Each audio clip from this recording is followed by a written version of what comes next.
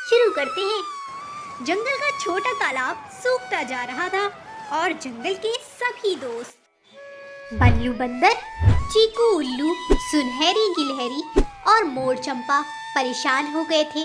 अगर तालाब खाली हो गया तो सबके लिए पानी की दिक्कत हो जाएगी। इसीलिए जंगल के सभी लोग मिलकर के टूनी चिड़िया के पास जाते हैं, जो कि जंगल की एक अच्छी चिड़िया मानी जाती थी। वो चिड़िया बहुत ही मददगार थी और सभी की मदद करती थी।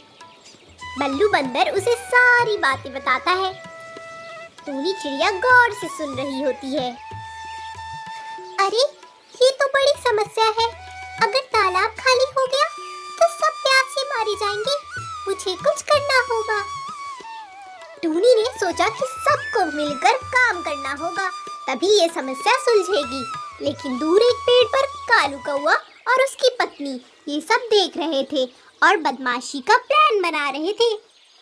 अरे सुनो, अगर ये टूनी ये प्रॉब्लम सॉल्व कर लेगी तो हमारा क्या फायदा। चलो इसकी मेहनत पे पानी फेरते हैं।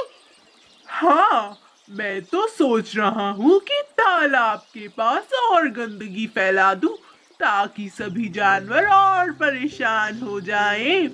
कैसा आइडिया है बीवी जी? कैसा आइडिया है? कालू कौवा और गोरी कौवी इस तरह प्लान बनाते हैं और दूसरी तरफ टूनी चिड़िया अपने दोस्तों के साथ काम शुरू करती है। बल्लू और सुनहरी, तुम एक बड़ा गड्ढा खोदो जिसमें तालाब का पानी इकट्ठा कर सके और उसमें से नया पानी भी निकले। इतना गहरा हो वो गड्ढा। इतना काम शुरू करते हैं, फिर आगे देखते हैं कि करना क्या है। धीरे धीरे करके ये काम करेंगे तो कुछ न कुछ तो उपाय निकलेगा। बिल्कुल ठीक कह रही हो तुम टूनी, हम तैयार हैं। बहुत बढ़िया, फिर जल्द से जल्द काम पर लग जाओ ताकि गड्ढा गहरा खोदे। ठीक है? और चंपा और चीकू, तुम दोनों मेरे साथ आओ। हम दोनों ऊपर से गाइड करेंगे इन लोगों को। ठीक है ना? इस तरह वे सभी मिलकर गड्ढे का काम शुरू कर। कुछ देर की मेहनत के बाद वो अच्छा खासा गहरा गड्ढा खोद लेते हैं। अरे वाह, ये गड्ढा तो अच्छा खासा गहरा होता है। अब इसमें पानी का भरना है और पानी कितना दिखने भी लगा है थोड़ा सा। ठीक है पल्लू, चलो टूनी को बताते हैं। टूनी, हमने गड्ढा खोद दिया है। तुम्हें ऊपर से गहरा दिख रहा है ना वो? हाँ, गड्ढा बिल्कुल ठीक खुदा है। अब दूसरा काम है तुम्हारा। चीकू, अब तुम्हारा काम ये है कि तुम उस बाल्टी को पकड़ो और उसे लेकर के उस नदी के पास जाओ जहाँ थोड़ा बहुत पानी बचा है और वहाँ से कुछ पानी लेकर आओ। ठीक है? हाँ, मैं अभी जाकर ले आता हूँ। जैसा तुम कहोगी वैसा ही हम करेंगे।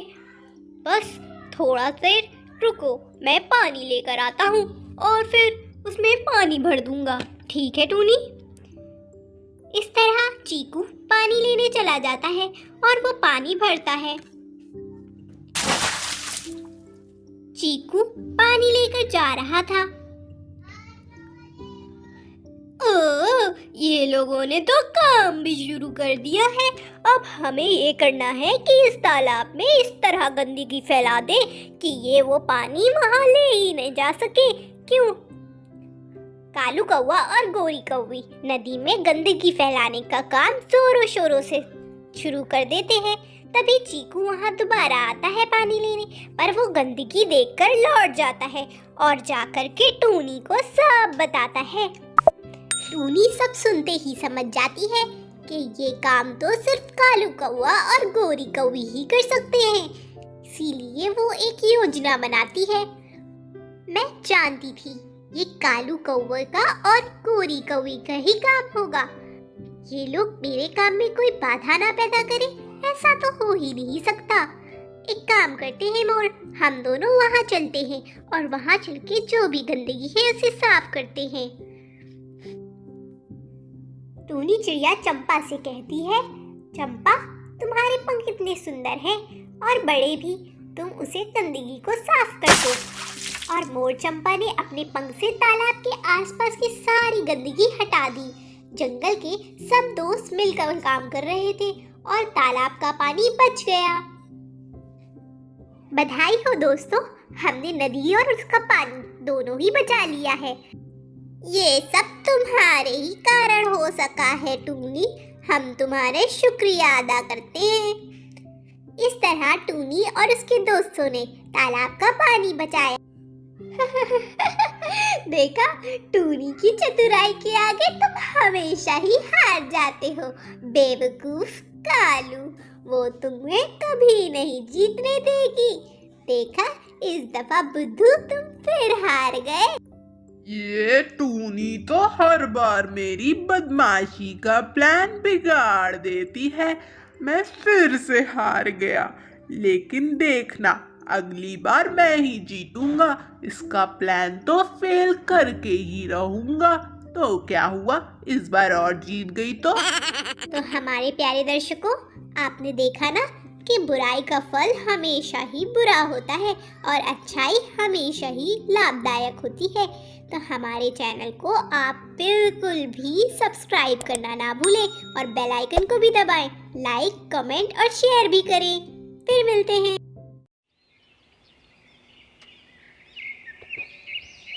इस जंगल में जहाँ शांति है, सामंजस्य था, वहाँ के किंग चील को सभी पक्षी सम्मान देते थे।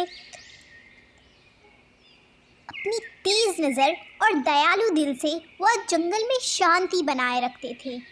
पक्षी अक्सर उनके पास आते थे, उनकी समस्याओं के बारे में बात करते थे और जानते थे कि उनका राजा हमेशा सुनने वाला है।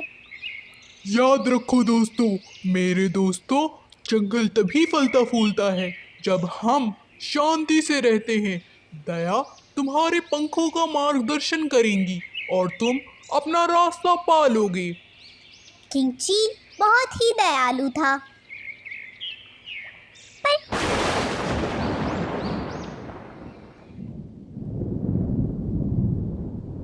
किसे पता था कि उनके जंगल की ये शांति कुछ ही दिनों की है, क्योंकि वहाँ पर एक नए चील का आगमन होता है। शांतिपुर राज में एक अजनबी काले पंखों वाला चील आता है और वो कहता है, क्या तुम ये समझते हो कि तुम ही राज करने के लायक हो? मैं तुमसे ज्यादा बलवान हूँ। मैं इस जंगल को दिखाऊंगा कि असली शक्ति क्या होती है। दोनों चील एक भयंकर लड़ाई में उलझ जाते हैं। उनके पंजे हवा में टकराते हैं। लड़ाई तीव्र थी, लेकिन किंग चील अपनी शक्ति के बावजूद भी हार गए और उन्हें अपनी जान बचाकर भागना पड़ा। अब इस जंगल पे सिर्फ मेरा राज है। दुष्ट चील राजा को पराजय करके उसकी जगह ले लेता है। तभी रानी चिड़िया वहां आती है। अरे, तुम हमारे राजा की जगह पर क्यों बैठे हो? अब से मैं ही तुम्हारा राजा हूँ। ये जाकर पूरे जंगल को बता दो। रानी चिड़िया ये सूचना अपने सभी जंगलवासियों को देती है और ये सुनकर सभी जंगलवासी बहुत दुखी हो जाते हैं कि अब उनका राजा एक दुष्ट चील है और उनका राजा पराजय होकर भाग गया।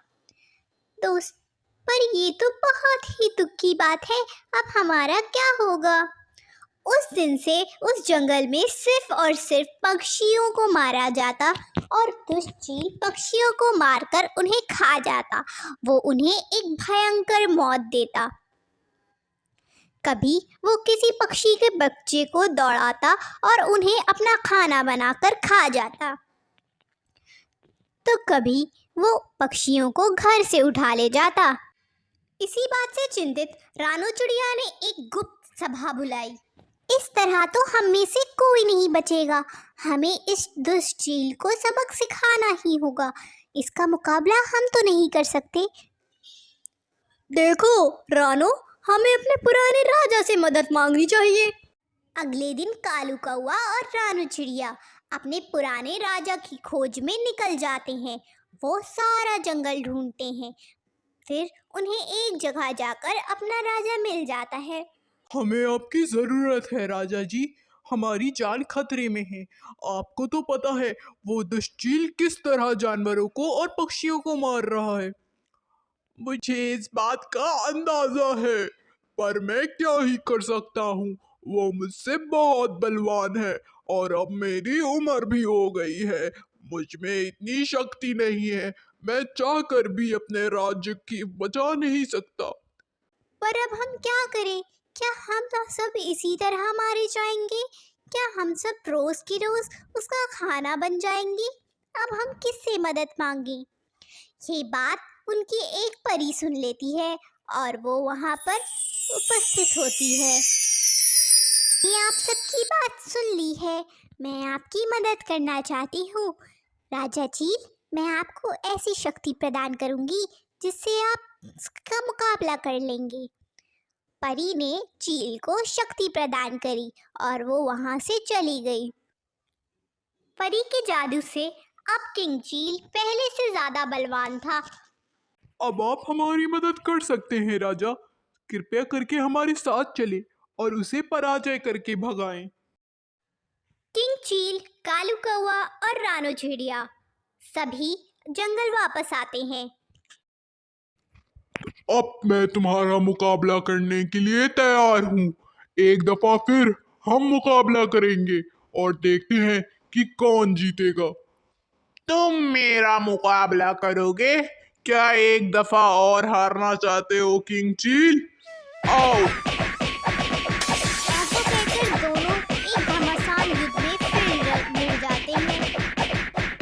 पर इस बार किंग चील उस क्रूर चील पर भारी पड़ता है और उसे भगा देते हैं किंग चील और दोबारा अपने राज्य पर शासन करने लगते हैं। एक दयालु चील अपने राज्य पर शासन करने लगते हैं और सभी पक्षी बहुत खुश हो जाते हैं। जंगल में सुख और शांति वापस आ जाती है और सभी बेफिक्री से अपने अपने घरों से निकलने लगते हैं।